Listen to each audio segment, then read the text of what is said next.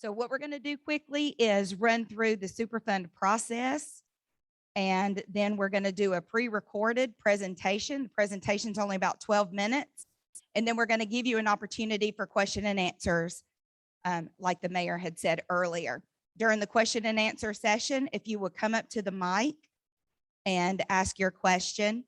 We also have people that are virtual, so we're going to kind of bounce back and forth. We'll start in the room, and then we'll go to the virtual attendees for questions, and we'll just go back and forth.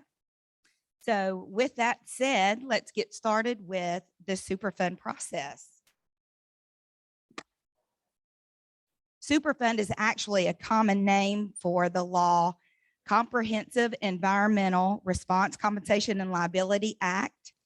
We call that CERCLA. I don't know what the government would do without acronyms, but that's one of many, CERCLA.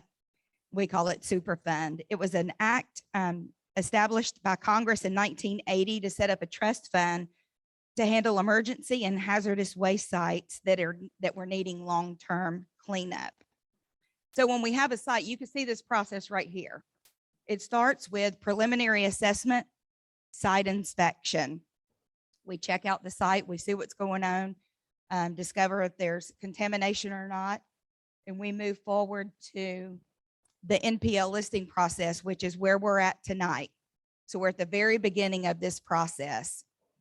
And once the site is listed, we enter into remedial investigation feasibility study. Remedial investigation says, okay, we know that we have contamination, but how much do we have? And then the feasibility study takes all of that data that we just received in the remedial investigation and comes up with alternative ways to be able to clean that up. Once we have all that information, we come back to the community with a plan that we propose the best way to clean it up, the best way EPA thinks to clean it up. We come to the community for a public meeting and a proposed plan, and we come up with a record of decision, and that tells us how we're going to clean the site up. Once we have the ROD in place, we move to remedial design and remedial action, where we actually start cleaning it up. Then we have construction completion, and once we have everything cleaned up, once we have data that shows that we've met all of the goals, then we can move into deleting the site and move into what we call reuse.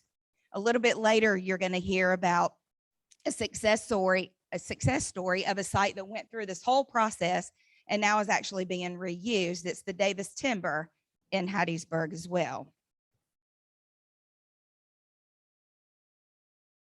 So now we're going to go ahead and start the pre-recorded presentation.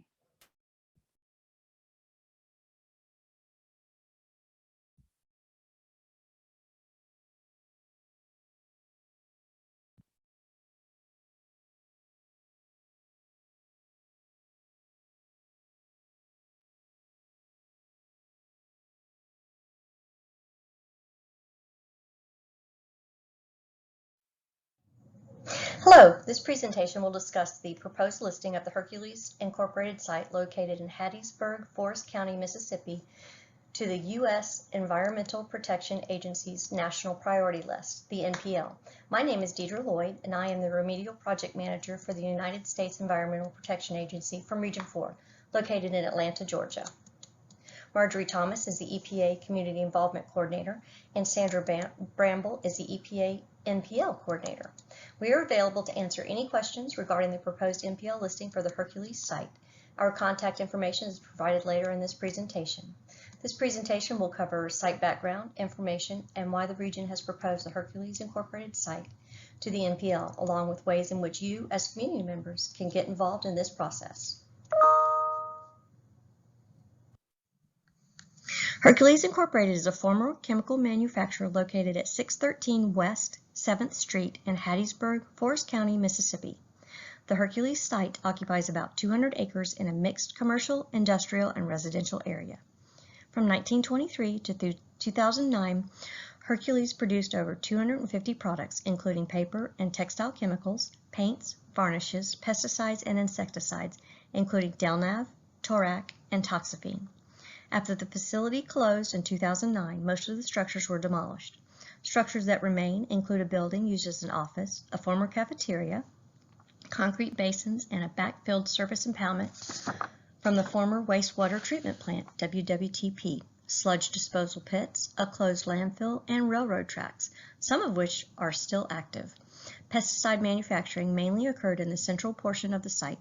Sludge generated from the WWTP was disposed in the sludge disposal pits. A network of monitoring wells is present for semi-annual groundwater monitoring. The purple arrow designates the sludge disposal pits in the northwestern portion of the site. The former landfill in the north central portion of the site is designated by a pink arrow. The polypel unit, outlined in red, and the DelNav unit are both located in the central portion of the site and are designated by a red arrow. The former impoundment basin in the eastern portion of the site is designated by a yellow arrow. Since 2007, Hercules has performed site investigations, interim remedies, and semi-annual groundwater and surface water quality monitoring to comply with Mississippi Department of Environmental Quality, MDEQ, and EPA orders. In 2011, EPA required Hercules to conduct additional investigations and monitoring to further assess contamination on site and in underlying groundwater along with nearby drainage routes. In 2019, the EPA referred the site from its Resource Conservation and Recovery Act, RCRA, program to its Comprehensive Environmental Response, Compensation, and Liability Act, CERCLA, program, also known as Superfund. In 2021, the EPA CERCLA program conducted an expanded site investigation, site-wide cleanup evaluation. Data collected to date will be incorporated into future project-related remedial investigations and actions to evaluate and address risks to public health and the environment. This slide depicts a conceptual site model, which gives an overview of the site contamination and potential areas for future investigations. Contamination was detected in on-site soil, disposal areas, groundwater, surface water, sediment, and soil gas. Contamination resulted from former site operations. Some key areas of concern include the former industrial landfill, which is closed, the sludge pits from the WWTP operation, the impoundment basin also from WWTP operations, residential housing near the eastern portion of the site, and production areas, which include the polypel and DelNav areas near the former facility building in the central portion of the site. Samples collected during previous site investigations contained volatile organic compounds, VOCs, semi-volatile organic compounds, SVOCs, pesticides, polychlorinated biphenyls, PCBs, metals, and insecticides. Some specific contaminants include benzene, carbon tetrachloride, chlorobenzene, chloroform, toluene, 1,1-biphenyl, 1,4-dioxane, diphenyl ether, toxaphene, PCBs, arsenic, chromium, lead, manganese, and mercury. Information on these contaminants can be found on the Centers for Disease Control and Prevention (TOX) FAQ's website. Data suggests that the contamination detected may pose unacceptable risk to public health and the environment. Hercules has conducted closure activities at the former industrial landfill, former impoundment basin, and the ET-10 tank, formerly associated with the WWTP. The photographs from left to right are as follows. A view from on top of a former industrial landfill facing in a northwesterly direction. The landfill includes capped wastes that were closed in place. View of former impoundment basin during closure activities and the soil cover and vegetation on top of it after closure. ET-10 tank prior to closing and dismantling, and concrete remnants of the ET tank after closure. EPA evaluated the Hercules Incorporated site and determined that it qualifies for inclusion on the NPL. This determination is based on elevated levels of contaminants in soil, past disposal areas, and groundwater. Due to elevated contaminant levels, EPA took action to address potential risks to human health and the environment by proposing the addition of Hercules to the National Priorities List, or the NPL, on March 18, 2022 as a path forward for long-term cleanup. The site includes all areas where hazardous substances were released, have migrated, and are currently located. NPL listing allows EPA, the state, and the community access to significant resources to address potential health and environmental risks. The EPA will hold a 90-day public comment period from March 18th to June 16th, 2022. Visit www.regulations.gov to see how EPA made the decision for the proposed listing on the MPL. Please submit your comments on the proposed listing by the methods listed here. Number 1, Federal e-Rulemaking Portal, www.regulations.gov. The public is welcome to provide comments for the listing. Follow the online instructions for submitting. Just scroll down to Hercules Incorporated and click the Comment Now link. Please note, all public comment submissions must include the docket number, EPA-HQ-OLEM-2022-0191 in the subject line. A third way, you can mail your comments to US EPA Mail, U.S. Environmental Protection Agency, EPA Docket Center, Superfund Docket, Mail Code 28221T, 1200 Pennsylvania Avenue, Northwest, Washington, D.C. 20460. The final listing decision will be made after public comments are considered. The Superfund process includes the completion of a preliminary assessment, PA, and site investigation, SI, followed by the NPL listing and a 90-day comment period. The next step in the Superfund process is to conduct the remedial investigation, an RI, and a feasibility study, an FS. The RI will determine the nature and extent of contamination, and the FS will evaluate appropriate cleanup remedies. The selected cleanup remedy and cleanup goals are outlined in the Record of Decision, or ROD, which is followed by the development and implementation of a remedy design. Once all response actions are completed and all cleanup goals have been achieved, the Superfund process is deemed complete and the site is deleted from the NPL. Throughout site cleanup, EPA works with the state of Mississippi, MDEQ, and Hercules to ensure protection of human health and the environment while ensuring site cleanup progresses in a timely manner. And community involvement occurs throughout the entire Superfund process. The Superfund process includes public meetings during each phase of the site cleanup to ensure meaningful community involvement. The Superfund process also includes consideration of beneficial site reuse at any point during site cleanup. For more information about the Superfund process, visit https://www.epa.gov/superfund/about-superfund-cleanup-process. Hi, I'm Marjorie Thomas, the Community Involvement Coordinator, or CIC, for the Hercules site. I'll be walking you through the community involvement piece of the Superfund process and will be your point of contact for community-related issues and questions. During the Superfund process, there will be numerous opportunities for participation through public meetings, workshops, and open houses. A community involvement plan will be developed to facilitate two-way communication between the community and EPA. The community involvement plan outlines ways to engage with community members that are willing to have a conversation about the site, and will utilize community involvement activities to ensure that residents are kept informed and provided opportunities to be involved. The first website identified on this slide provides information regarding Superfund community involvement and goes into detail of ways you can stay involved during the Superfund process. The second website listed is specific to the Hercules site. Here you will find various site-related documents. The community will have opportunities for accessing resources, such as, but not limited to, technical assistance grants, technical assistance services, and forming a community advisory group. My role in this process is to serve as a liaison between the community and the agency and to help identify and secure needed resources. Examples of assistance might be in helping to determine technical assistance needs or expertise, identifying related funding support, in information assistance, community education, and in helping to develop and facilitate an advisory group when appropriate. If you have any questions regarding the information provided in this presentation or regarding the Superfund process at the Hercules site, please contact Deidre Lloyd, the project manager.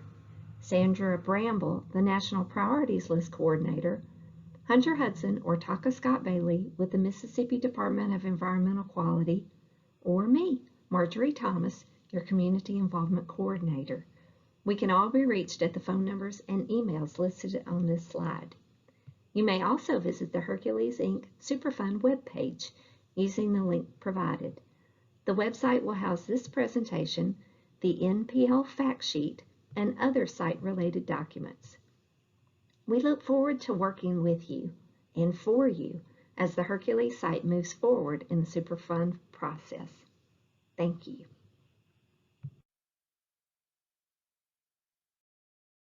Okay, if some of you had trouble hearing that, or if it was a lot of information for you to digest, please visit the EPA Hercules website and you can see the pre-recorded presentation there.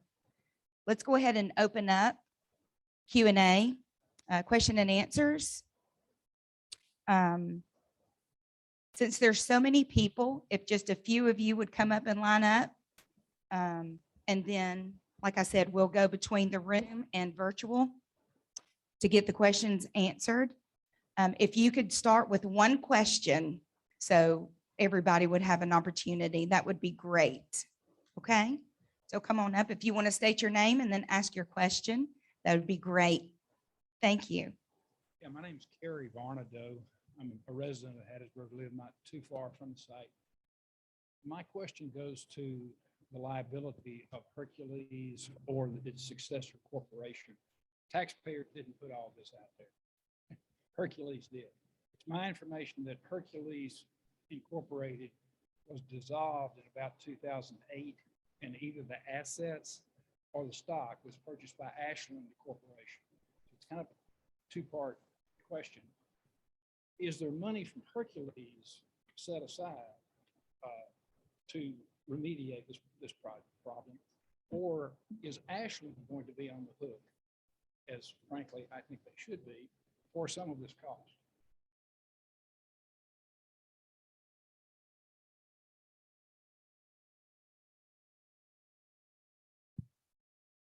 Yeah, so the question was about who's going to be liable for this cleanup, because Hercules was purchased by Ashland back in 2008.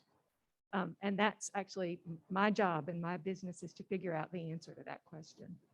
Hercules still exists. They now are called Hercules LLC, and they are a wholly owned subsidiary of Ashland. So Hercules is still the liable party.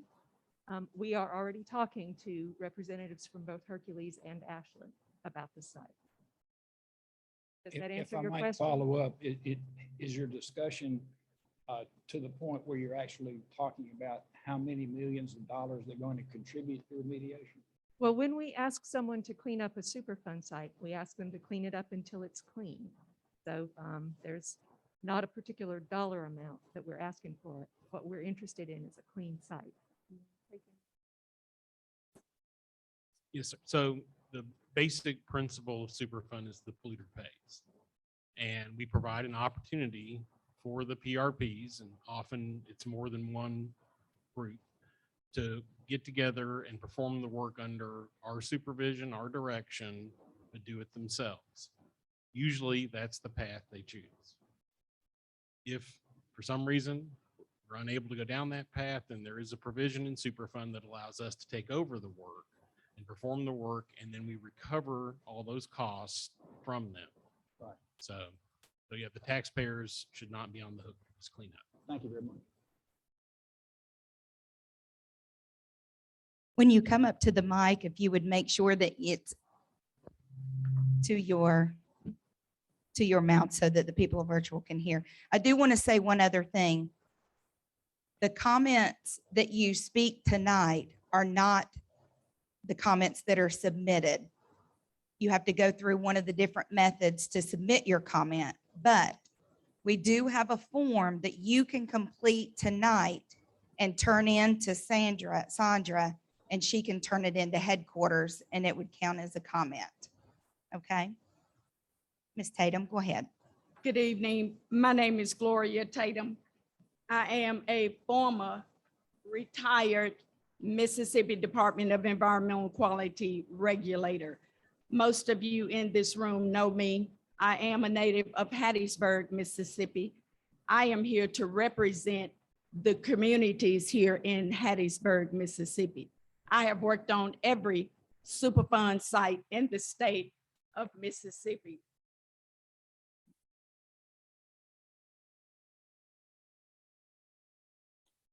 My mission here today is to make sure that we as regulators and former regulators be honest with this community. I want to make sure that the communities understand that we want this site cleaned up as quickly as possible. Whatever method that we have, I want to make sure that it's cleaned up as quickly as possible.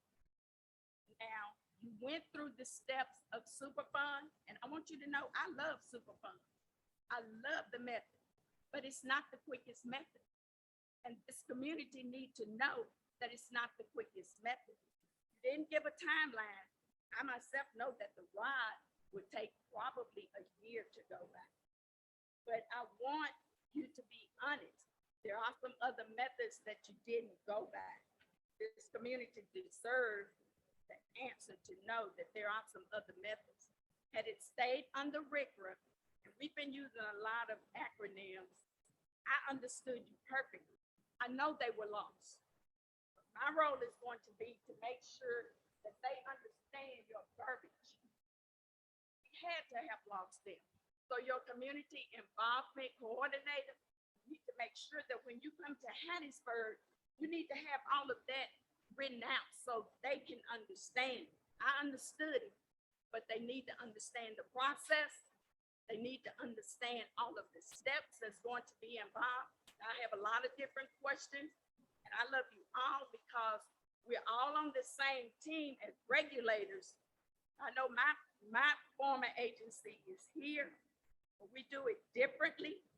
Did it differently, but we have to make sure that they understand it. Now, let me just say this. Hercules is no angel in this. They did contaminate, okay? They contaminated over there. Now, I know exactly what's going on over there, but I also know there's a better method and a quicker method. Now, I heard you all say that you was gonna talk about Davis timber. There's no comparison.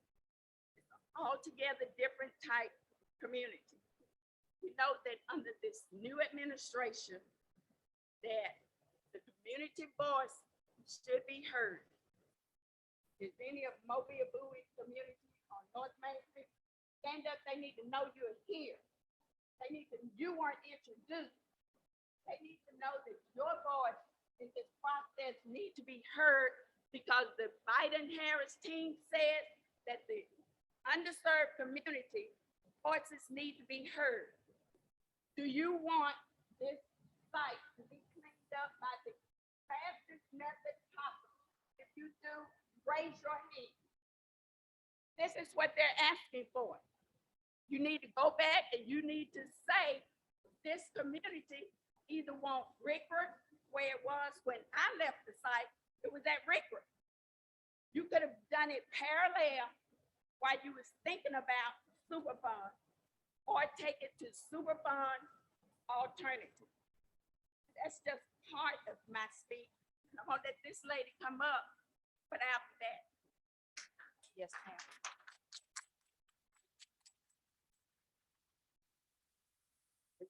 Good afternoon or good evening. My name is Annette Cole. I am a resident, native born in Hattiesburg, and I live just a couple of blocks from here. Like,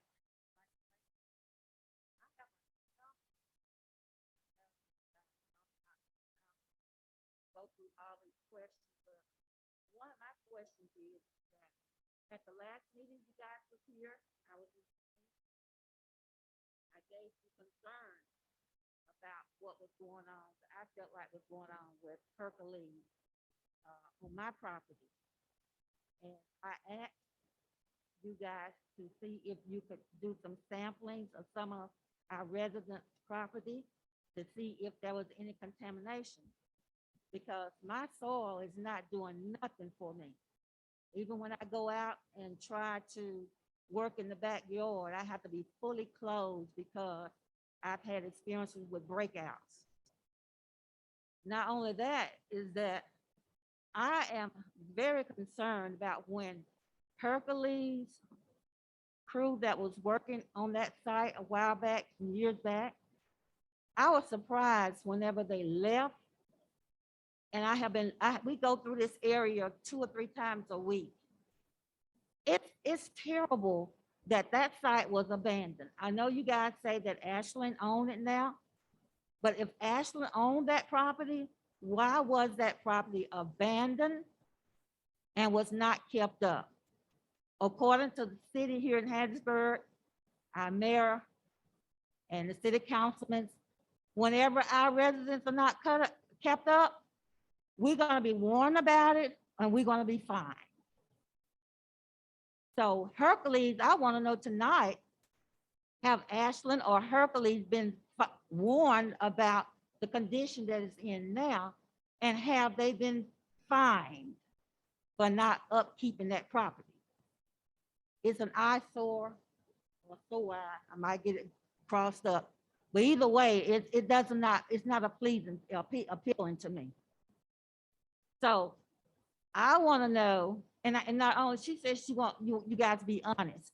You guys need to tell us if the water is safe to drink. I have not we have not consumed any of Hattiesburg water for years. We buy our water.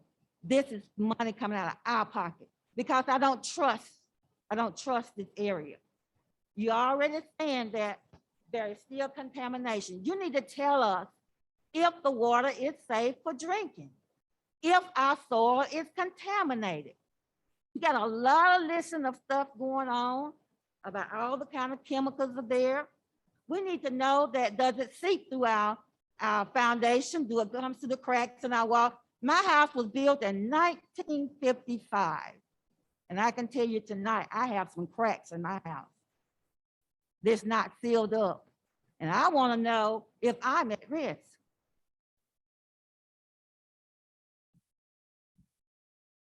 Okay, let's go.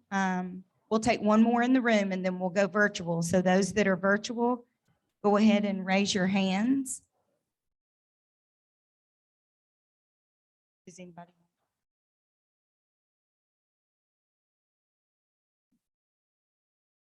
To date, we do not have any information that the groundwater or soil off-site is contaminated, but that's part of the reason we're here. We want to give you the cleanup that your community deserves and all of Hattiesburg and everyone who surrounds the site. And so we're here today to hear what you want to happen and also to make sure that we can give you the cleanup you deserve in your community. And we're going to continue, if it gets listed or no matter what, we'll continue to come out and to the community and collect your concerns and address them. And we'll make sure that the site, but we have to base our decisions right now on the data we have, and none of the data indicate that it's going off site and that anyone's at risk. But that's why we're here again, to sample and make sure that's the case.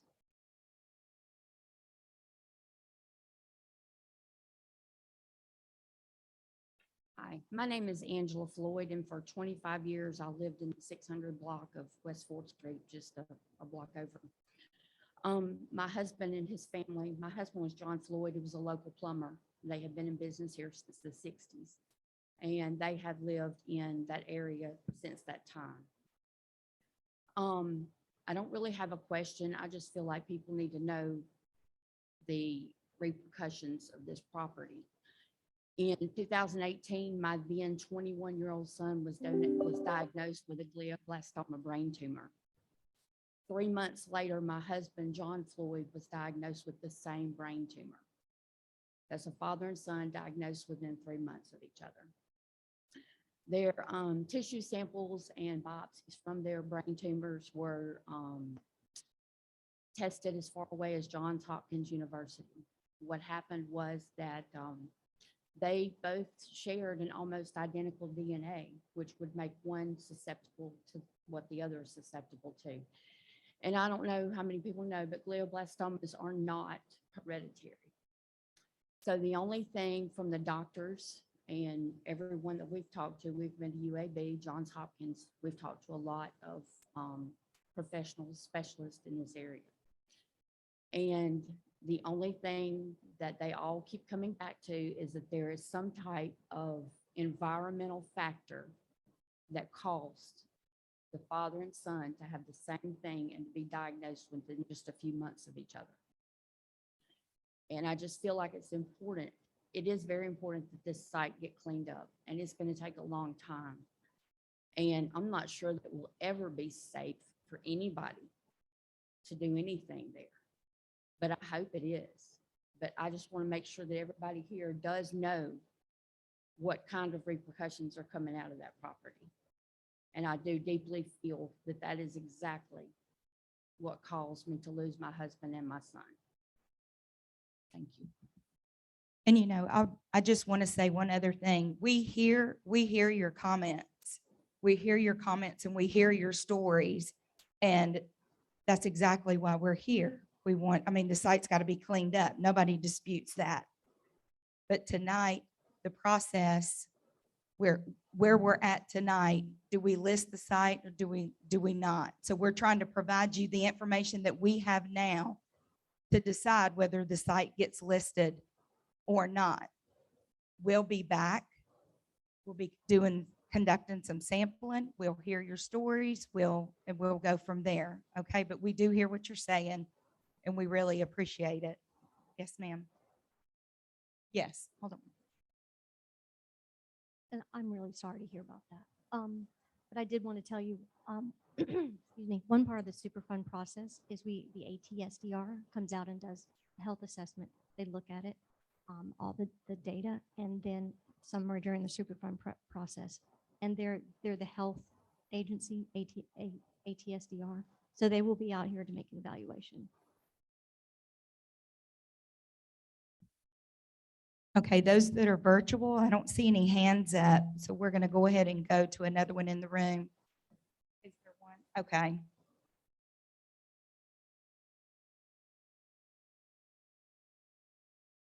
Okay, the question is, I also want to know if the water's safe to drink and how do you know? You want to read? So we've collected during the PA, Sandra conducted.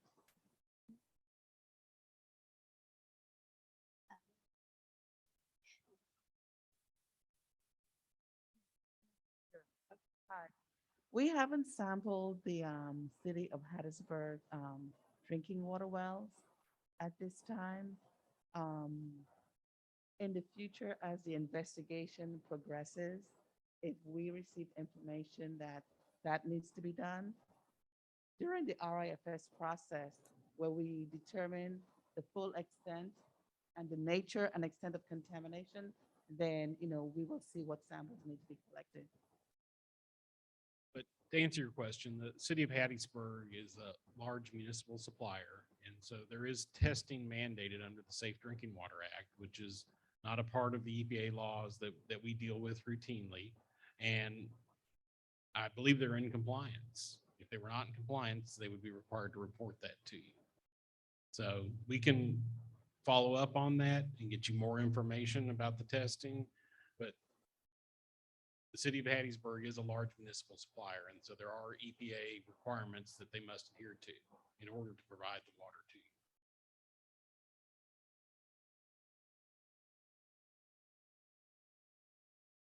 Also, the groundwater wells have been tested, and due to the aquifer and due to Mississippi being blessed with the clay, which slows down the contamination, we should be in good shape.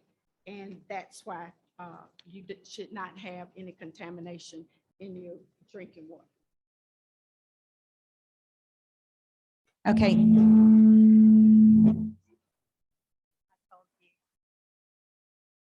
I apologize.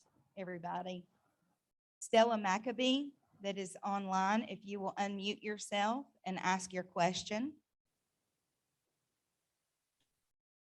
Yes, I am Stella Maccabee, and I live adjacent to the Hercules property on West 7th Street. And I think, as Mrs. Tatum may have alluded to, we've been having these discussions for many, many years. Now, I think it has been my understanding that the investigations, the evaluations, and the assessments had been done, and that it had already been determined that there is a need for a cleanup.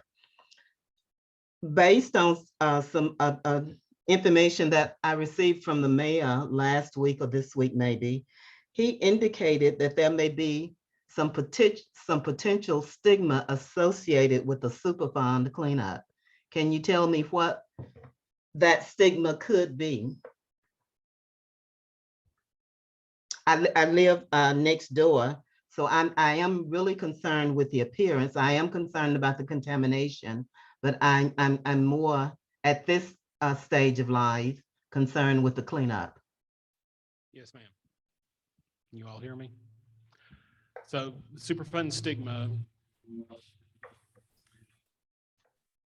is a concept that's been around in currency since the early 2000s.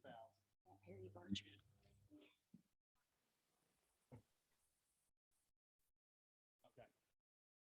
So Superfund stigma is a concept that's been in currency since the early 2000s based on some academic studies that were performed that showed that real estate valuations around Superfund sites went down. Further studies looked into that, and contaminated properties are discounted by the marketplace. And the Hercules property, for example, it's well known to be contaminated. There's public information, there's disclosure laws.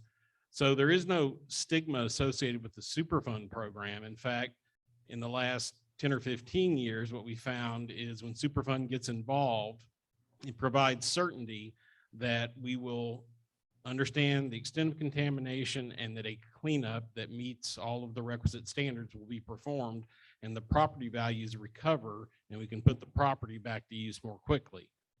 So, but that's the backstory on Superfund stigma.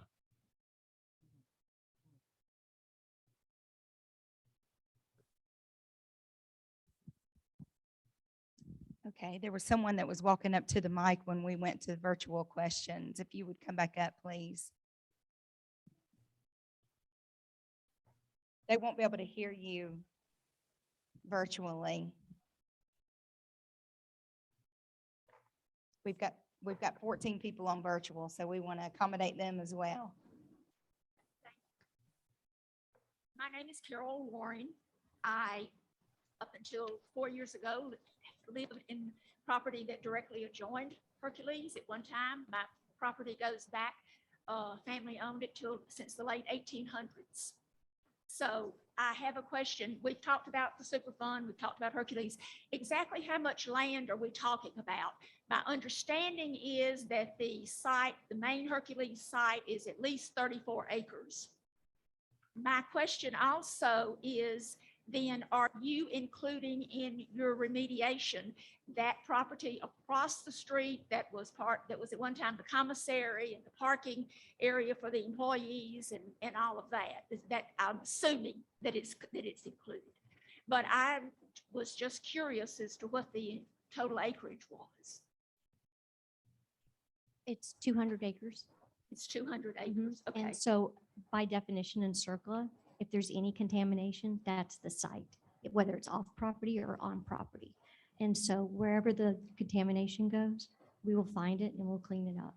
And that's one of the advantages of Superfund. We'll make sure it's delineated, laterally, and then vertically, all the way down to the wherever we need to go. Wherever. Okay. And also, ma'am, if portions of the property or surrounding properties are clean, they're not part of the site. Correct. So they can be put to use. Correct. Okay. So, I just was curious. I keep hearing Hercules, and I was curious. What I have says less than that, and but it's not a very up to date map. So okay, thank you. Thank you. And I wanted to make one comment. Throughout the cleanup process, we can look into site reuse, and we would like to hear from the community about any ideas you have for site reuse. That's something that we would like to facilitate and make sure that it gets addressed.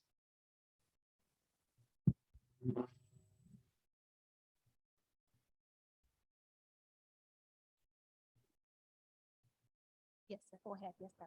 My name is Frederick Russell. I live like right there above the house back in like 2017. Essentially, I was using it as a rental property, but I moved away, came back. Now I'm living in it. And I started getting these letters, and I'm like, okay, what's really going on? I heard you guys talk about testing for the Hattiesburg drinking water. That's at a whole different location, right? It's not in the area.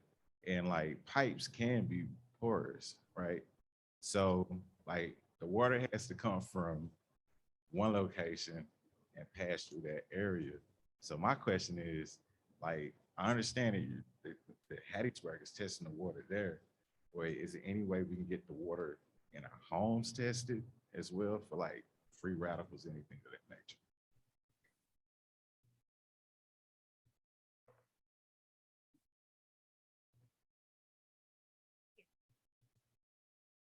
I mean, not only just that. Because and it's a great question, Mr. Russell. So, since it's kind of coming up, just to kind of clear that topic. So the municipal water system, we have municipal wells that are checked by MDEQ, and I know there's officials here in the audience tonight. They were actually here. They come periodically to check that. We have to conduct samples on that on a routine basis. Not only do we test at wells, but we have sample stations in the pipes around the system. I believe it's 50 or 60 different sample stations that we have to check. So your water system, the municipal system is clean, it's safe. This is the issue with Hercules. But we have to test, consistently to meet all of our DEQ requirements. But we test at the wells, we test throughout the water system. And to answer your question, if you'd like to have a home test, all you have to do is reach out to us. We can come and check your water at your house and be happy to do that. Does anybody have any questions? Yeah.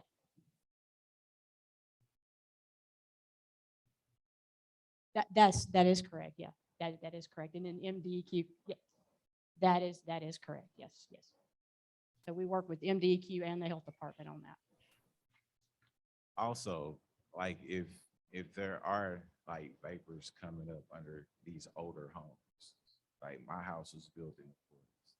So if there are vapors and stuff coming inside of the homes, how do we determine that? Is like to know that we're safe or we're okay, or we need to evacuate our current residents?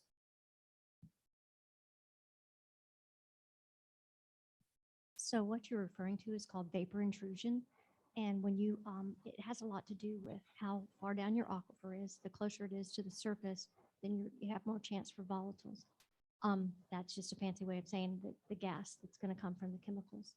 And so we could go and look and we test the groundwater. And if the groundwater indicates that it could be high enough value, then we can also go and test the soil. They're called soil gas samples. And we can go and take those, and we can take them all around the house and some other things. And if those are high, then we'll take appropriate measures. And then we can also go in and test inside too. And that's all part of the Superfund program. And you can get, anytime you have a groundwater plume, or even if you have really contaminated soil, you can have vapor intrusion issues. And it's as the volatiles vaporize in the soil surface and they come up and they are gas. And so it is something to be concerned about. But to date, no, but right now we do not know of any off-site plumes that would be of concern. Is my understanding that previously there was some vapor intrusion, I think in 2014, don't hold me to the date, but I believe Hercules bought some homes, some residential properties. Yeah, like I live like right there, so like I need to know. So how soon can I find out, or is there anything I need to do? I need to get my home tested myself, like where you guys are gonna do it, and how soon will that happen? Well, we have to wait till the public comment period is over, but that'll be, we'll definitely count that as a priority. Okay, thank you. Okay, Yeah, we'll make sure it's delineated laterally and horizontal and vertically, excuse me. okay, thank you.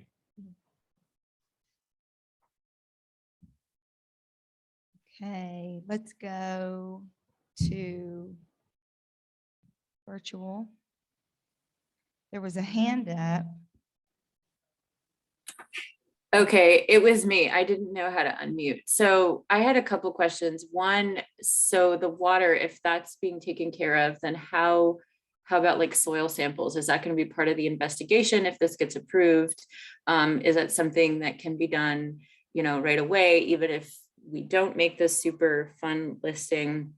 And then the other thing is timing. I know you probably can't give an exact time because each site is different and there's a lot of acreage and, it's part of the investigation, but do you have a ballpark?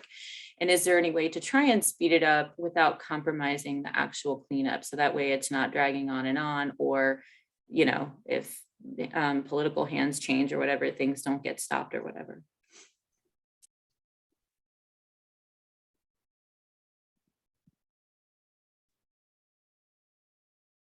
So we're in negotiations right now with the primary responsible party, Hercules, and there's a process that you go through. And once we go through negotiations, then we can start cleanup if it does get listed.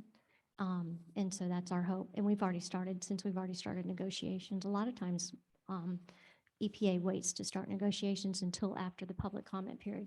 But we've been aggressively pursuing negotiations with Hercules so we can expedite the cleanup. That's our ambition.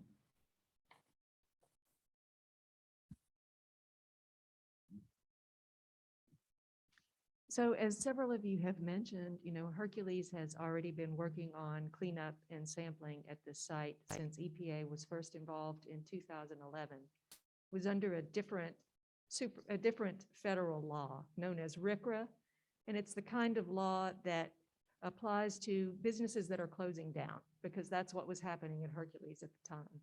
So they have done several rounds of sampling of groundwater and soil gas and sediment.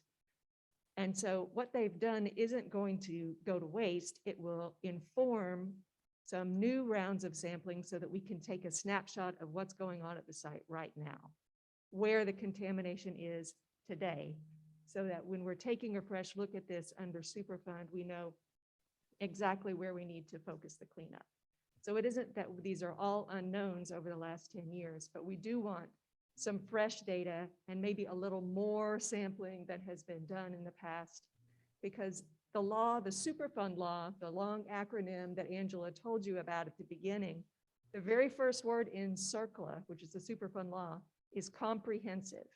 That's what Superfund comes in to do, is a comprehensive look at the soil, the sediment, the surface water, the groundwater, the vapors, and gets a picture of it all together.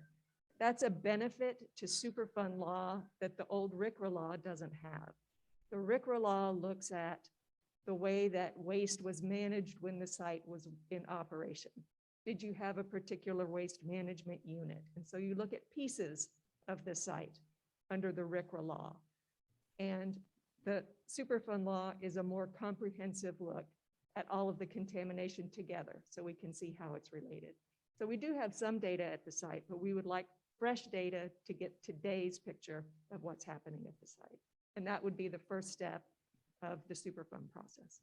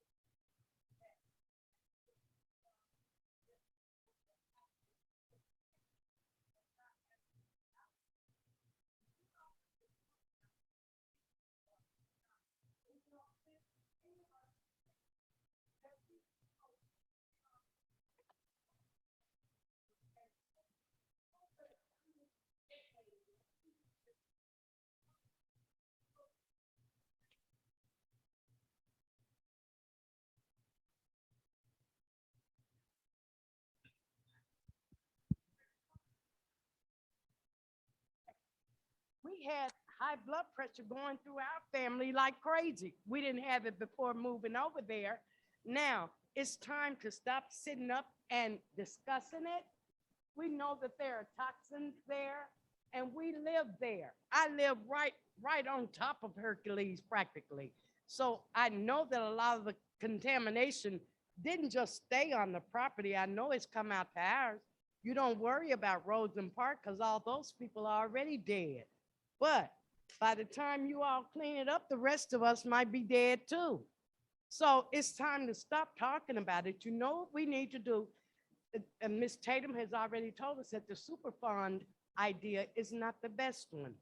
It's not the quickest. We need to be, some of these problems to be gone. They should have been gone years ago. But now here we are again with another forum with the EPA, which I don't trust at all because they showed us all this about 8 years ago. It's still there, but they built a little thing over there to clean up something, look like a tin or something. They could do that, but they can't clean up the properties. There's something wrong with that. And I think that now it's the same as it always have been. You all are telling us that the problem is there, but nobody's doing anything about it. Nothing but talking about it. It's time to stop talking. It's time to start cleaning it up. We can't keep living over there now. You know, I know a lot of us over there, you know, we're ready for something to be done, but all of you get up there and you talk about where the toxins are. I've heard this over and over and over again. But what you gonna do about it? What are you going to actually do? Let's stop talking. Let's do something before some more people come up with these cancers and tumors.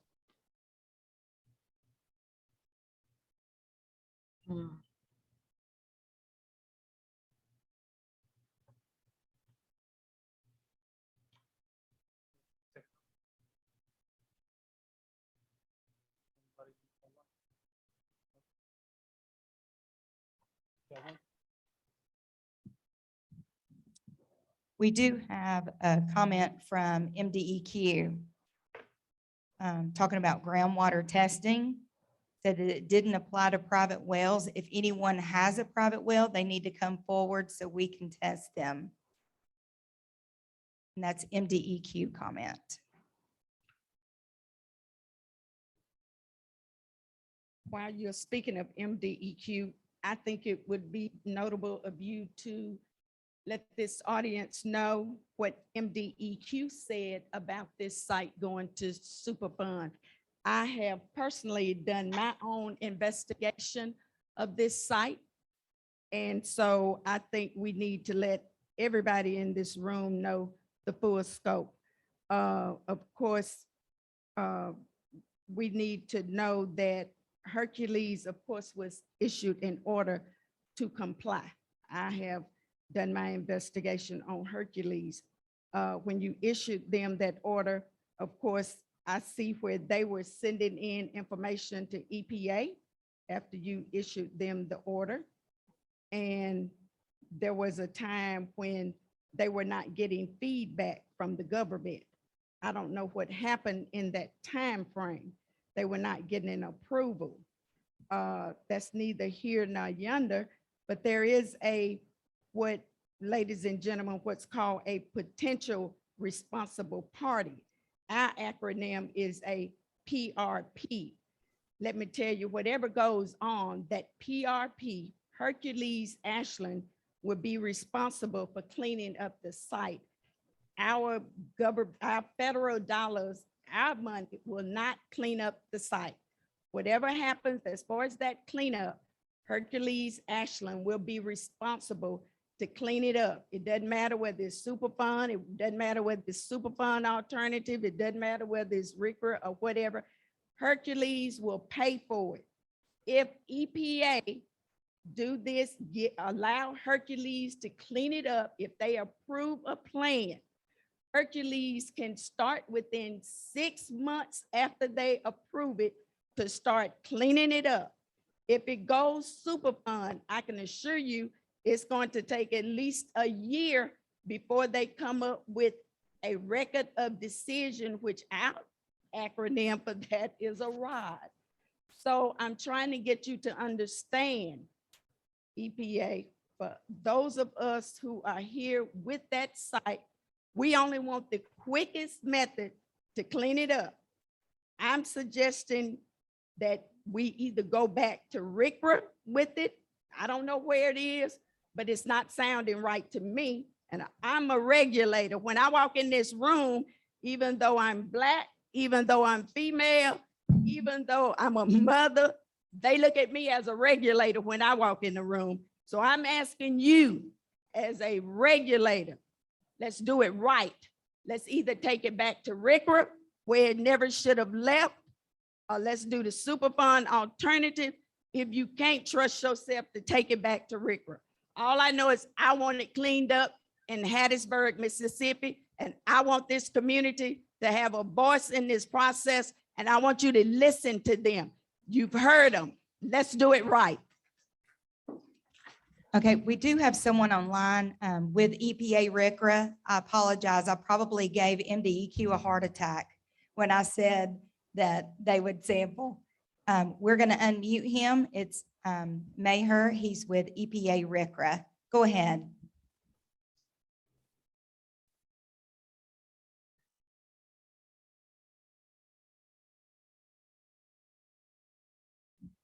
You're unmuted.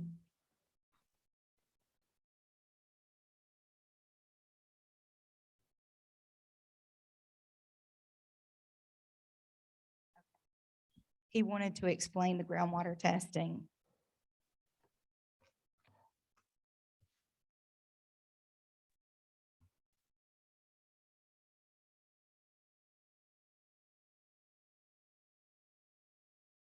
You're unmuted. You can go ahead and speak.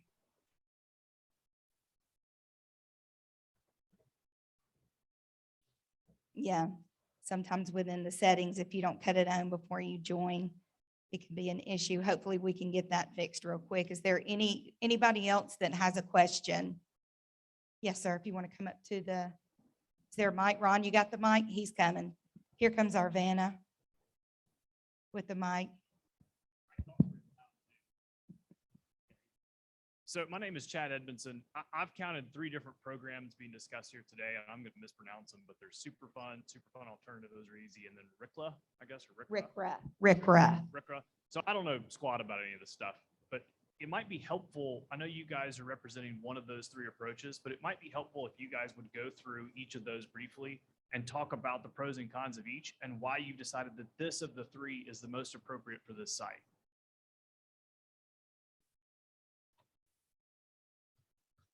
Well, that hasn't been decided yet.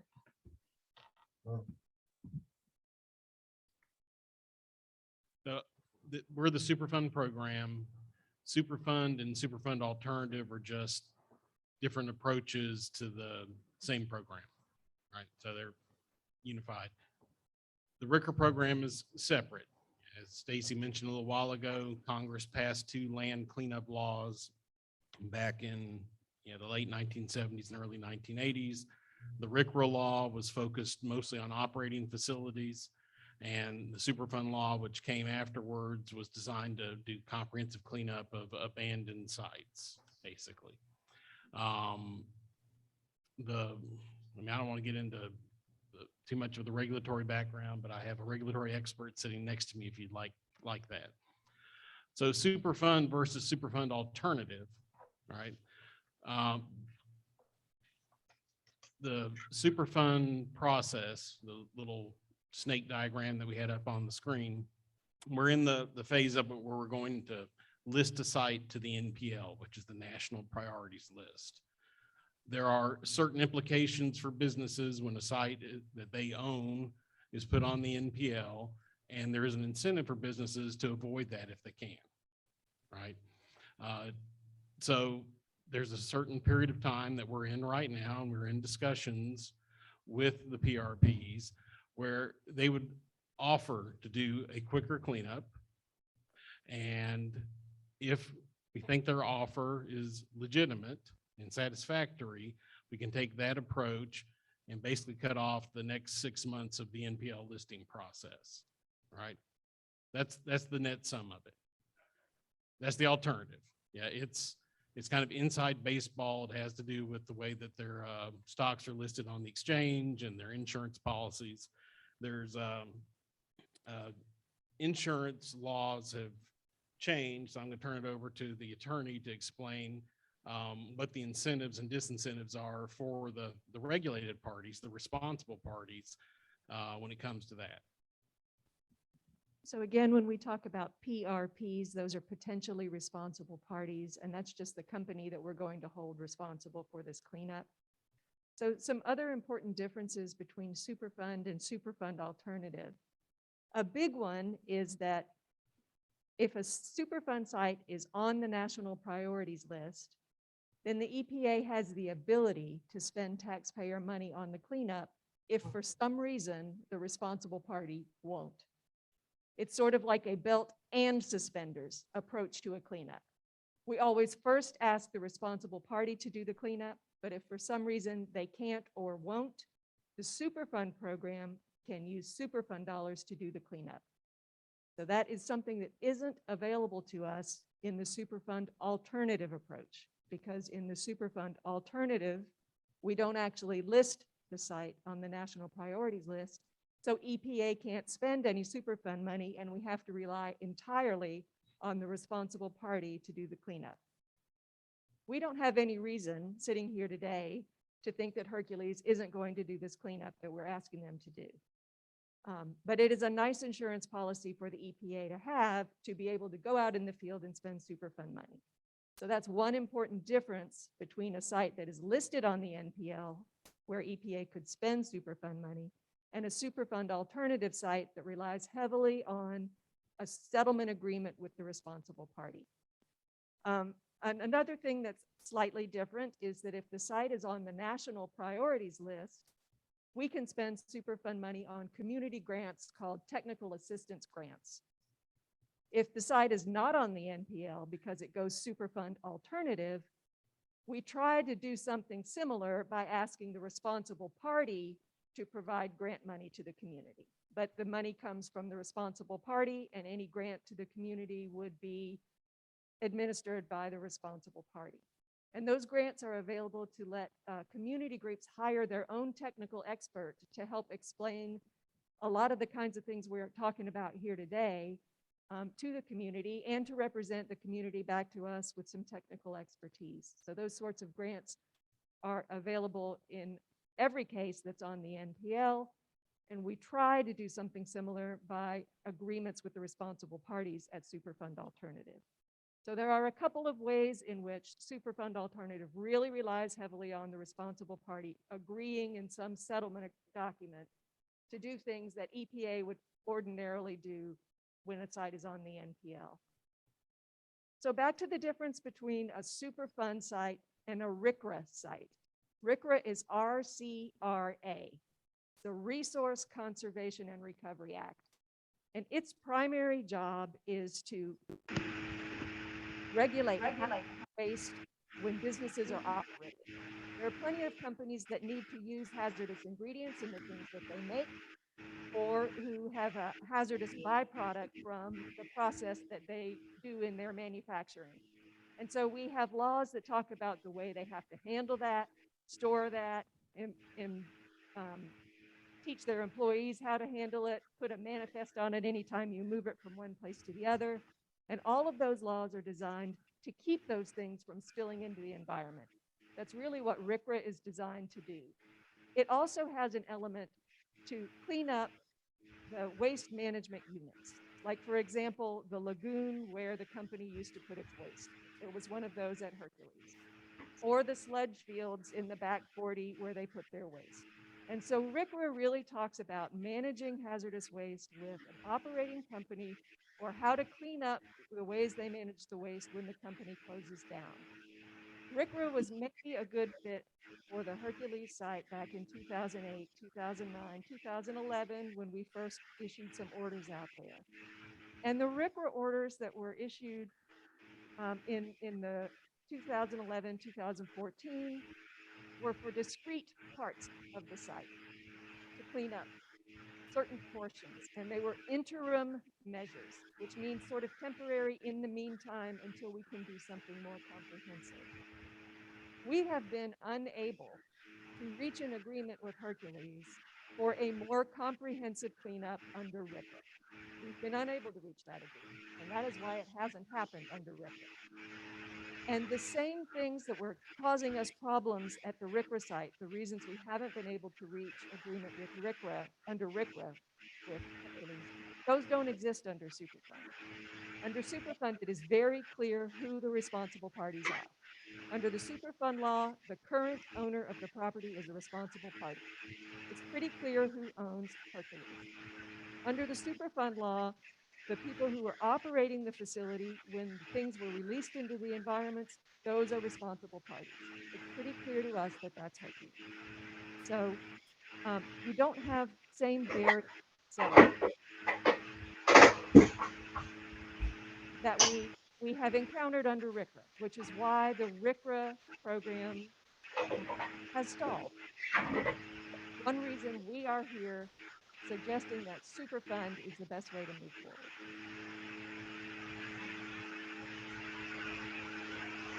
To close out what Stacy was saying, there is no way to compel under RCRA make something Superfund, you can take it.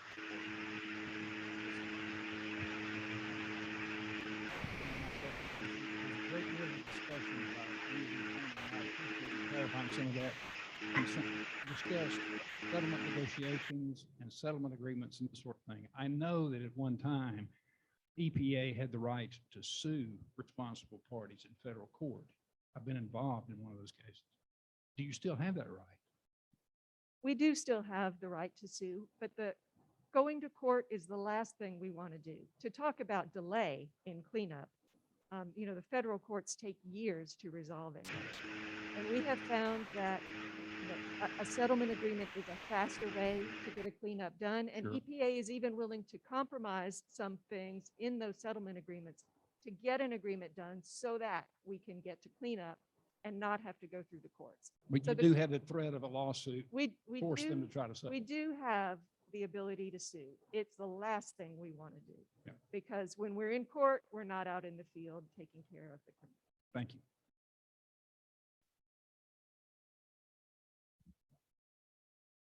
Okay, I think we have Mayhair ready. Can you mute yourself? Yes, can you hear me?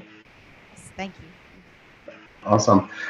So yes, I think the way Stacy stated it is perfect. I just want to clarify. I do work with the RCRA program. I have been trying to manage the site for the last 5 years.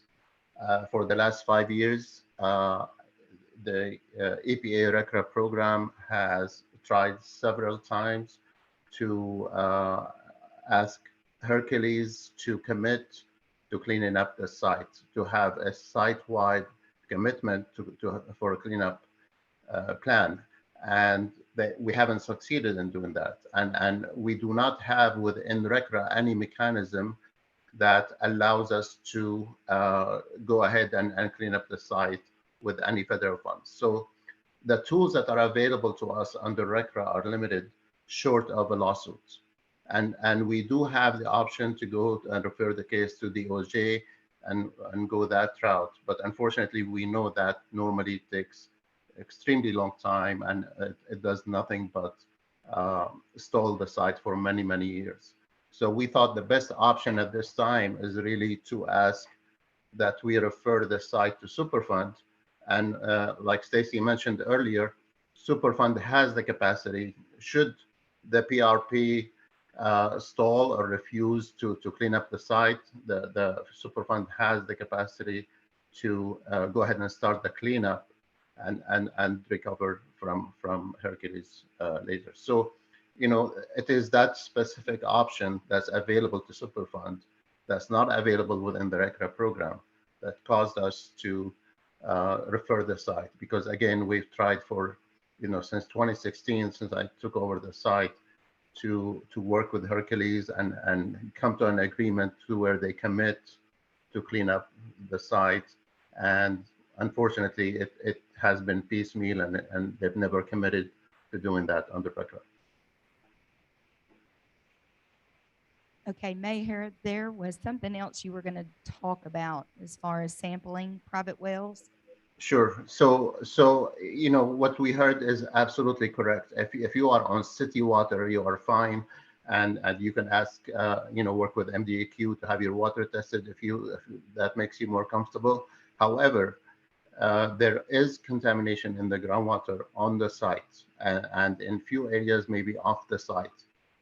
So you know, if you have a private well, whether it has a permit or not, it doesn't matter. If you have a private well that you use for drinking water or for irrigation, please reach out to us, and we will help you get it tested to make sure that it is safe to use. Of course, it's going to depend on the location, but you know what you heard about city water being safe to drink, of course, is all true. It applies to the folks that are connected to the city water. However, you know, again, there, you know, in every community, sometimes there is private wells. If you have one of those, please let us know, and we will help you determine the status of the well. Okay, we have a lot of people online. I see your hand. I'll come back to you. We've got lots of questions. So one of the question is, and I think we already answered it, but who makes the decision as to using Superfund alternative, or RCRA?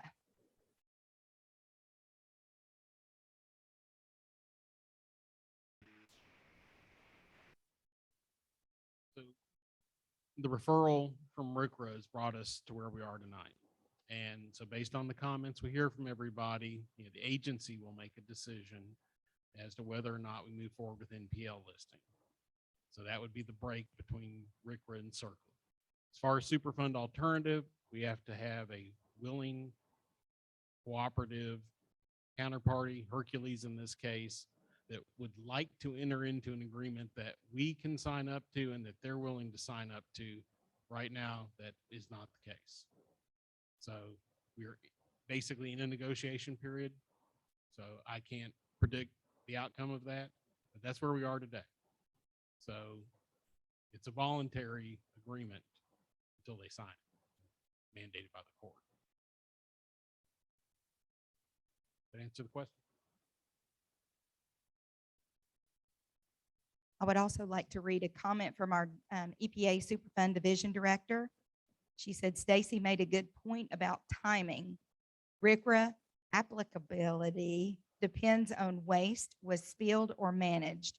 Superfund does not have any restriction about timing.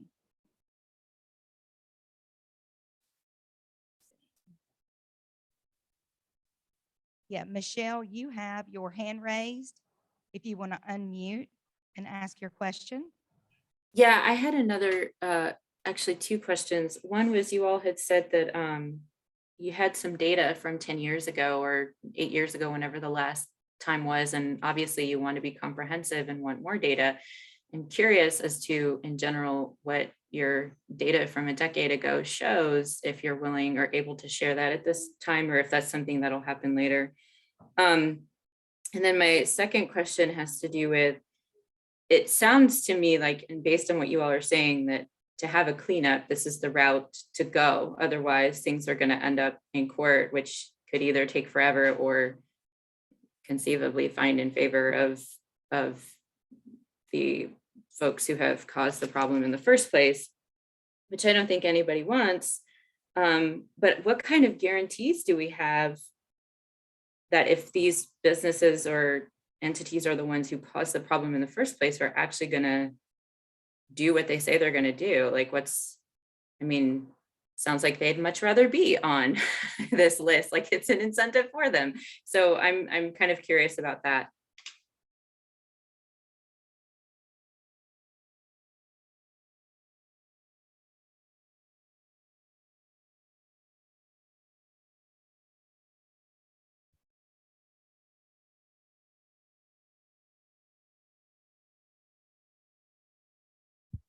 Okay, so basically, over the years, Hercules have collected a lot of data, And all the information that they've collected to date is going to be reviewed during the RFS process. During the presentation, that Deidre presented, it showed that there were certain types of volatile organic compounds, semi-volatile organic compounds, pesticides, and also metals that were detected in various media. When we start the remedial investigation, then as additional samples are collected, then we will compare those results that we collect during the new investigation with what was done before. And the expanded site inspection that we recently conducted, that document is available where you can fill out a Freedom of Information Act request, where you can receive a copy of that document. I don't think it's on the website, but okay, we can put the ESI on the website. The expanded site inspection, that document can be put on the website.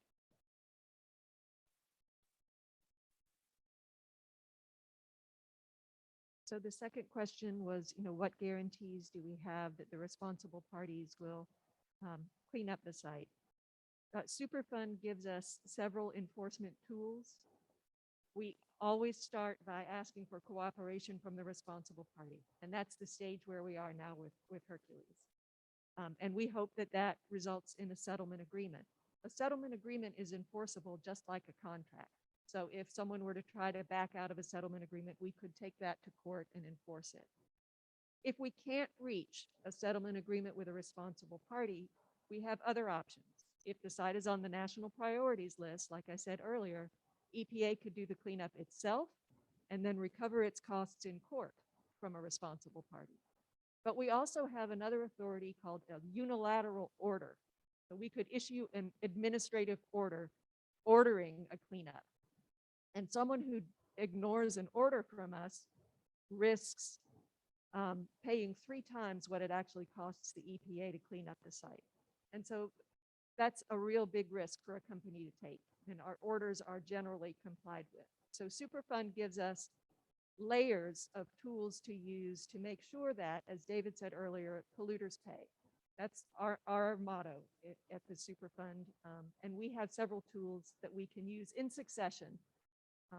We really think that we'll reach a settlement agreement here, that Hercules is interested in cleaning up the site, and that's what we expect to see, and hope that we can give you an announcement like that soon.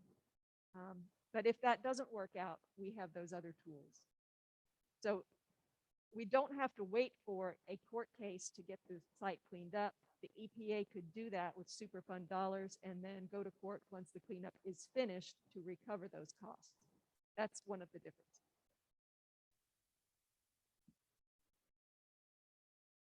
I was gonna, one thing Stacy said that's very important is that RCRA addresses discrete portions of the site, and the difference between that and what CERCLA does. We address everything on site, and if we need to, we go off site. And so that's another large difference between the two programs, and that's a benefit for CERCLA. Okay, our division director for Superfund would also like to speak. So Carol, if you would unmute yourself. Hey, can you hear me? Yes, ma'am. Thank you. Awesome. Y'all, I'm Carol Manell. I'm currently the director of the Superfund and Emergency Management Division with EPA, but I was the director of the Resource Conservation and Restoration Division when this site was referred to Superfund to have consideration to possibly be listed on the MPL. I'm very sorry to not be able to be with you. I had another business meeting to be with. I was in Chicago and then got COVID in Chicago. So now I am quarantining. Well, that doesn't matter. Anyway, I'm sorry I'm not in the room, but you should be happy I'm not in the room with you. But anyway, let me one just punchline I want to get to is, I want to acknowledge Gloria, because thank you, Gloria. She is a fierce representative of this community. And it has been a great partner with MDEQ when she was there, and she knows the ins and outs of this process. But at the end of the day, like, if I don't care what authority cleans something up, I just want it cleaned up. I want it cleaned up in the most comprehensive, effective, quick manner that can be done. And let me tell you, if that had been happening in the RECRA program, which has been working with the site since 2011, if we were making the proper progress, we would not be having the conversation that we're having today. But we have not, and EPA people at the table, I can see you. Somebody throw your hands up if you want me just to shut up. But you know, this is why we're here today, because you are not at this point getting the cleanup that you deserve in the time frame that you deserve. And that is our concern. So we can talk about different mechanisms, and we are open to different mechanisms of making this happen. But at the end of the day, you need to get the cleanup that you deserve, and that we believe at this point, Superfund is going to be able to provide in a more comprehensive manner. I want to reiterate what Stacy had said. The Resource Conservation Recovery Act is for operating facilities and facilities that need permits, disposal, you know, et cetera, et cetera. It's not meant to be a cleanup type of thing. And Resource Conservation Recovery Act depends on the date that something was disposed of. So if it's like before that date, Resource Conservation Recovery Act, RCRA, can't touch it. Superfund doesn't care. Superfund says, you put it there, it's there, it needs to get cleaned up. Potential responsible parties clean it up. If they don't do it, we'll go back after it for costs. So it's a much more, to me, comprehensive, straightforward, nothing wrong with the other regulation. It just wasn't meant for this. So sorry, it's hard to sit here and not kibitz. So I'll be quiet now. Carol, thank you so much. I appreciate it. Councilwoman Delgado. Thank you all for being here. I am, well, my question about the radio silence from MDEQ and EPA have been answered because you were trying to get Hercules to do the right thing. I think communicating with the community would have given us at least some faith that you were working on our behalf. I know that when I've reached out, it's been really difficult to try to get this information. My question is, what assurance do we have this time that you're going to move expeditiously, you know, to get this thing done? I know we have to wait until the, you know, the input period passes and those and things like that. But I need some kind of assurance that this time we are not sitting here wondering what in the world has happened out there on that site and why aren't we getting what we were promised many years ago. Secondly, I'm gonna let me finish them and then you can answer those. I was for Superfund many years ago, but I was told that Superfund was not available to us because we had a capable owner, you know, that was going to be able to clean up, and then the site was not deserted, that kind of thing. When I found out that it was Superfund, my good friend that I grew up here with, and I was telling her that I want Superfund, she was telling me, no, you got to consider this and that. And one of the things we talked about was the impact on, I guess, the saleability of Hattiesburg, of properties. We don't want people who may have an interest in investing in our communities to look at this big site here and look on the national listing and see that we have this big sword there, and so they're going to take their money somewhere else. I need some kind of explanation from you about how we will avoid that kind of occurrence, and if you have an example of a community that has suffered through this or that overcame, you know, the stigma that you mentioned. I would love to hear that. You also mentioned ideas that we have for it. I don't really have 200 acres in the middle of my ward is huge, especially when we have properties all over the ward that are challenged. You know, we're challenged in many ways, and I just won't list all of them because I'll get depressed. However, to have 200 acres, you know, and it's just sitting there, we're not doing what we need to do to clean it up and make it useful is a huge problem for me, especially when it's been more than 10 years that we've been dealing with this. Now, I don't expect people to live out there. I know I wouldn't be comfortable going to bed out there knowing that all this stuff is under me.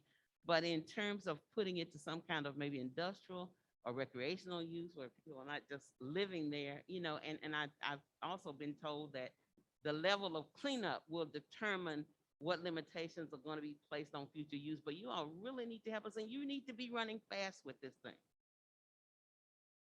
Yes, ma'am. So on the running fast, the Carol, who spoke just a moment ago, has something in common with my RPM Deidre. They were both at one time in their careers OSCs. There are emergency responders. So these are the folks with the least patience for process that I can put my hands on. So I'm going to trust that they're going to go as fast as they possibly can. On the property and putting it back to work.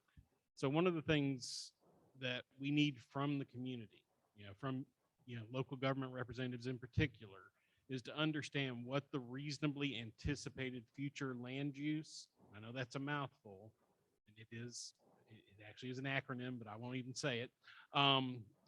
Because if I understand that this community wants to put this property back to use as commercial light industrial or heavy industry, or if you want to put it back to use as recreational or residential, right? Those affect how we approach cleanup and the degree of cleanup that's necessary to support that use. So what we'll do is our community involvement coordinators will early on engage with you, all you, the residents, the folks. So literally we will knock on doors, right? And we're going to have a community involvement plan. A piece of that is very important is getting from the community what you want this to look like on the other side. And as you know, you're in local government, you control zoning, right? So if you tell us that this is the future that you want, then we can start developing a cleanup around that and start encouraging the owners, the responsible parties, to start looking for buyers. We have a lot of expertise in this. Region 4 has done more reuse than any other region. We invented the Excellence in Site Reuse Award, which the Davis Timber site won. And that's what we want for these sites. And we want to start having the dialogue about reuse early, because that controls how we do everything that follows. But I promise you that Deidre will get in there and make sure that your land is safe and your water is safe right away. So we've been in conversations. I've spoken with Councilwoman Delgado about some future use. She mentioned the Art Deco building. She was interested in potentially a community center. So what we can do is different portions after we investigate and decide that there's no risk to the human health, then we can start prioritizing portions of the site, based on community interest in some things. We do have to assess risk first, and that'll take a minute. But if we can get all your concerns, and this is my cell number, it's 404-229-9500. Call me, and I'm happy to hear how you want to hear the site reused, and I will make every effort to make that so. So call me anytime. And we want to be in your community. We want to be involved. We want to hear from you, and we'll come down here as much as we need.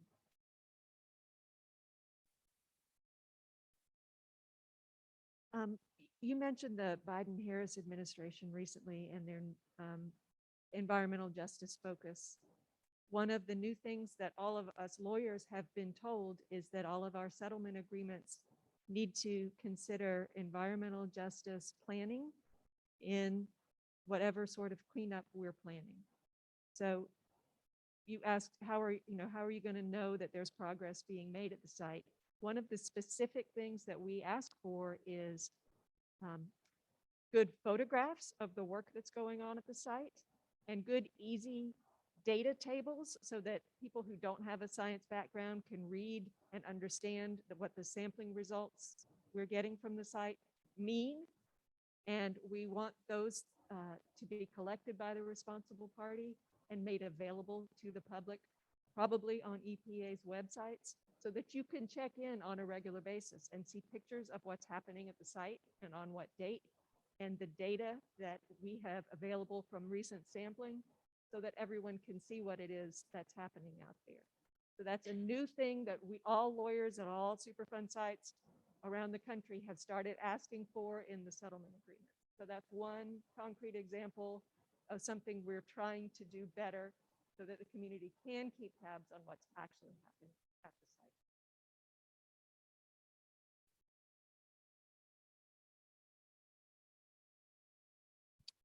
Okay, Mayhair had a comment. Both Hercules and Ashland, the mother company now, are considered responsible parties. So that should not hinder the cleanup. Stella, you have your hand raised. If you'll unmute yourself and ask your question. Well, I think it's been up for a while. I've just about forgotten what it was about, but I believe I heard the attorney allude to 2 times that she didn't think that there would be any problems with getting Hercules to pay. Perhaps so, but my question is, have there been any conversations with Hercules? Are they in on any of the conversations? And if so, what are some of the things that they are saying or not saying?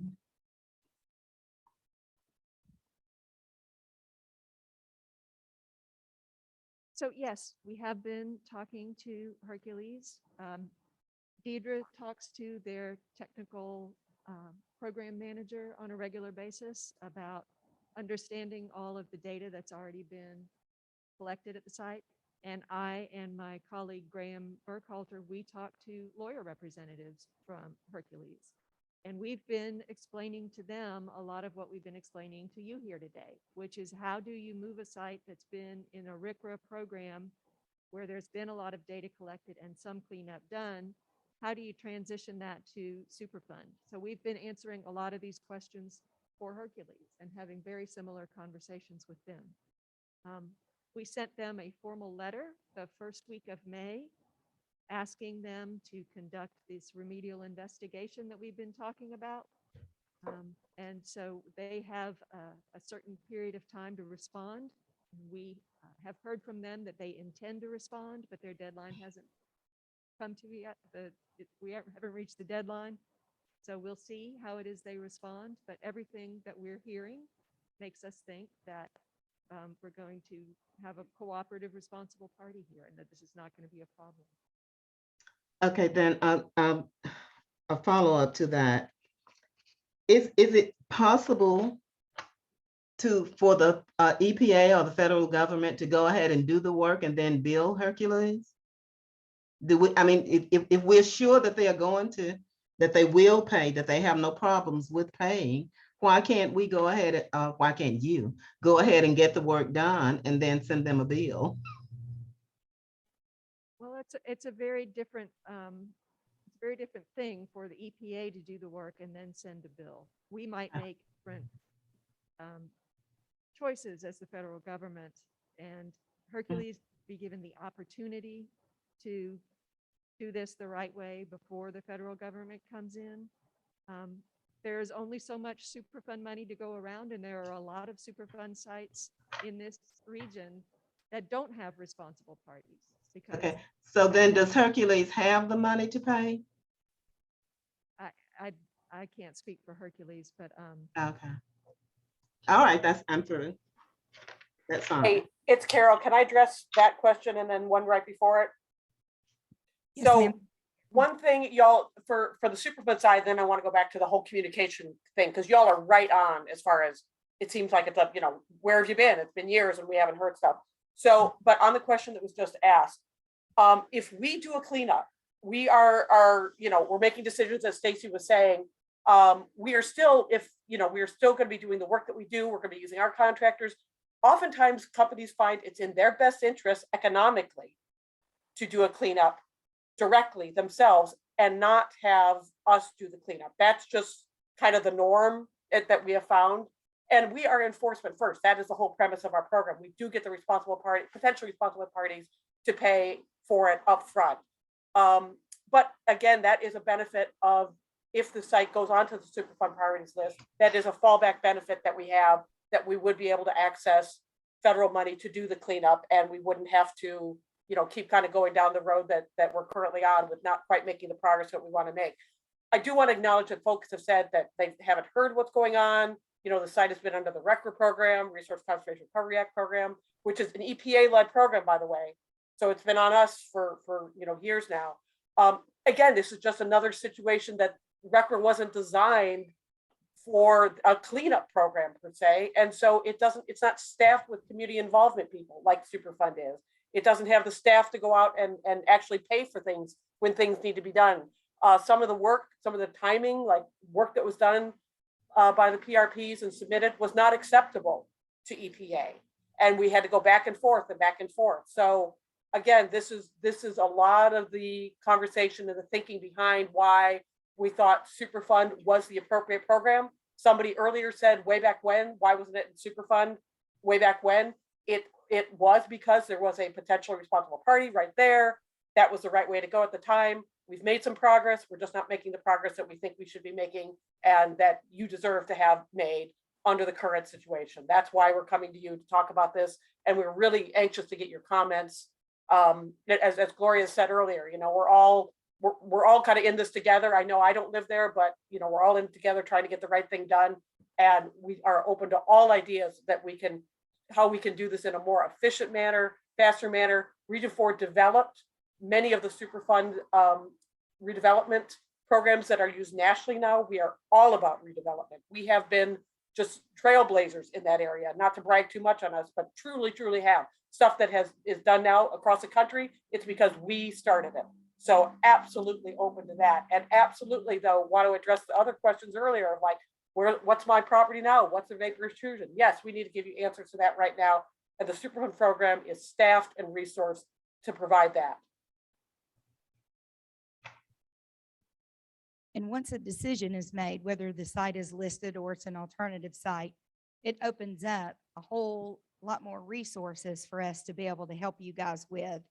One of the questions is if this moves forward, how often will we have these public forums, meetings to be updated, voice any concerns? We can meet. I understand you have neighborhood planning units. We could come to the neighborhood planning units. We could come out here. I mean, it's just, it's what you want. And you saw the Superfund snake. This is the very beginning. You've got opportunities throughout the process to speak and work with us and voice your concerns. And this is just the beginning. Tonight is just the beginning. Are there any other questions?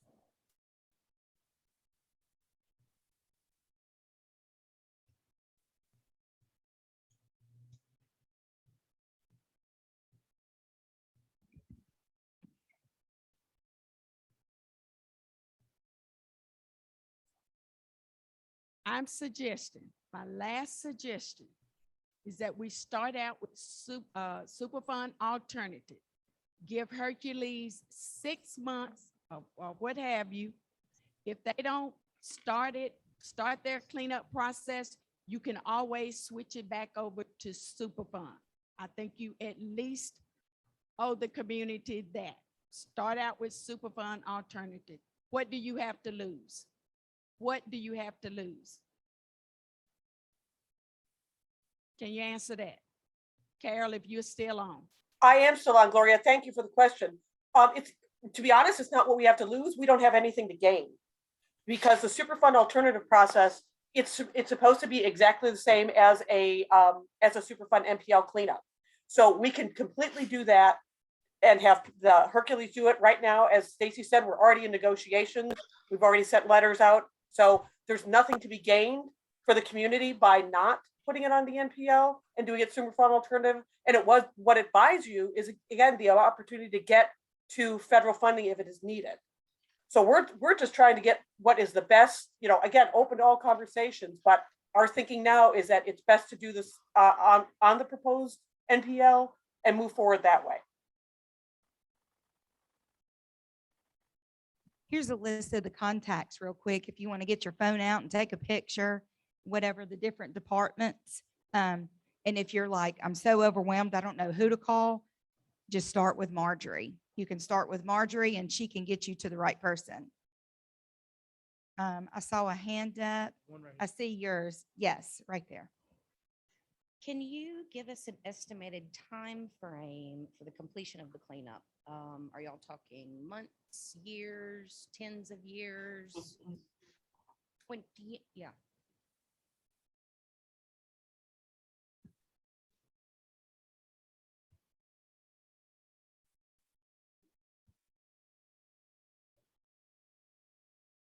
So the Superfund process depends on, we have to do an RI, that's a remedial investigation. And so when we go through the RI, we do have a lot of, and I think Stacy mentioned it before, we have a lot of data that has been collected by Hercules. They were in operation for 86 years, from 1923 until, I was going to say 2009, I couldn't remember the year, but they were in operations for 86 years. So there's probably a lot of contamination on site. I know there's contamination in the soil, the groundwater, Greens Creek. So we have to evaluate that. This is not going to be, I would say, we don't know until we have all the data how long it's going to take, but anytime you've been operating for 86 years, you've got a significant amount of contamination to clean up. And we want to make sure that your communities, you're not you're not at risk and you're not exposed. And so we want to do a good job for you. And I don't know how long it'll take. I feel sure it'll probably take definitely more than 5 years. I don't know. The Davis Timber cleaned up in 11 years. However, that site, it was mainly, it didn't have groundwater. Groundwater takes longer to clean up and it's harder to clean up because it's already in the aquifer. And so Davis Timber only had sediment, and it was in a discrete area, and soil. And so they did a huge dig, and that was fast, and it took 11 years. And they had some significant reuse opportunities. They have an animal shelter there that's going to expand and also shelter horses. We've got some slides about that, but it was a different site. Gloria's absolutely right. Can I put that in context? Can y'all hear me? Angela? Yes. Okay, so let's figure out what we're saying about in cleaned up, because groundwater absolutely takes a long time to clean up, right? But it's not going to get started until you start doing something to clean up the groundwater. And so that's, again, where we're at right now. We need to start, if that's what we think needs to be done, and that is currently some of our thinking, we need to go ahead and get started on that. So, you know, to answer your question, how long, like till everybody walks away and the site is delisted? Years probably, but going to move a heck of a lot faster. And, you know, once we actually get started and get doing some treatments that really will have beneficial, you know, actually benefit the environment and get the site cleaned up. So, but one last thing on that same topic is, you know, we usually address these sites using another acronym, operable units. And one of the operable units would be groundwater that Carol was just referring to. The other operable unit or operable units would be the areas on the land. And we can normally make the land safe for the reasonably anticipated future use quickly, right? But as everybody has said, before the last molecule of contamination is removed from the groundwater, will take some time. And we can make sure in the meantime, no one's using the water. It's not, no one's being exposed to the water, but getting it cleaned up takes time. Is that helpful?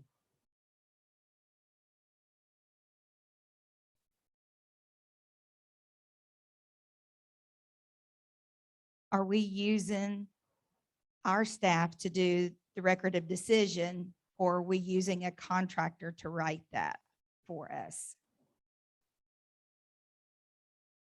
It's, yeah, normally the agency prepares that.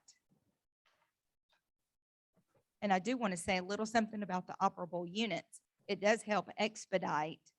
And we do have sites, I've deleted part of the sites for reuse and development. So the site as a whole doesn't hold up anything. If you've got a part of the site that's ready for reuse, you could do a partial deletion and reuse that portion of the site. I just did like 5 or 6 last year across the region. It's 6:53 and I want to respect people's time. We've got to, Got one right here. I'm sorry. It's a lot going from here. The computer, my computer is on Atlanta time. I apologize. Yes, sir. Go ahead. Andrew, Oh, we have one right here. okay. Sled. I have a quick question, a concern. This site is right in our community, and I know you're talking about long-term goals for cleanup. My thing is that I feel like you guys should get on board tonight to contact Hercules or Ashland to let them know the property is abandoned. They need to clean the lawn up. At this point, they need a bush hog because it is so grown up. I think you guys need to clean this property up. And if you have not visited the site since you've been here in town, I recommend you go look at it. It needs to be cleaned up. The lawn needs to be cleaned up. The houses are right across from this site, and it does not look good. This is in our community.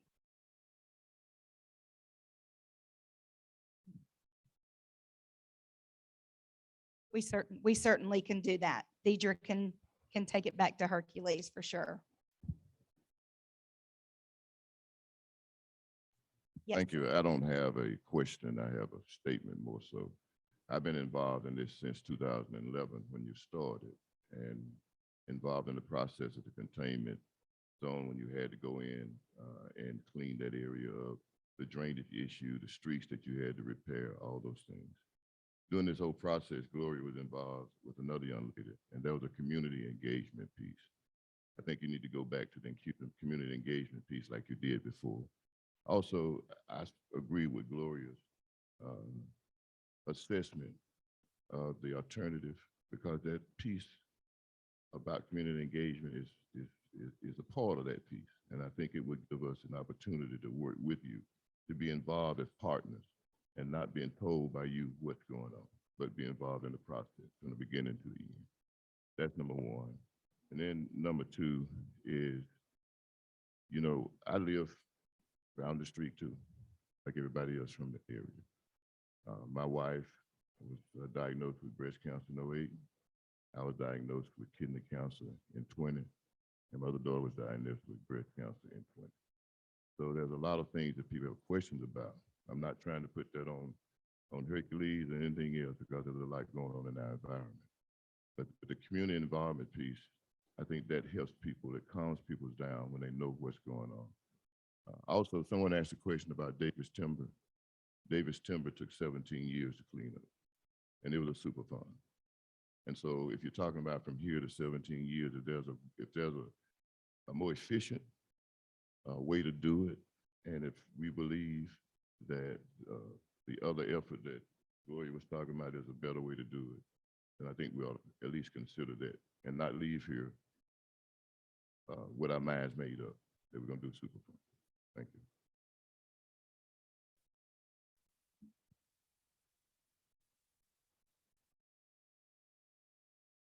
Okay, do we have any other questions online or in the room? It's 7:56. Okay, so if you want, I know we gave you a lot of information tonight. It's a lot to process. If you feel like you need a little bit more, you can go to the website and you can watch the pre-recorded video. This meeting tonight will also be on our YouTube channel at some point. It takes us a little bit because there's a lot of things we have to do to get that on the YouTube channel.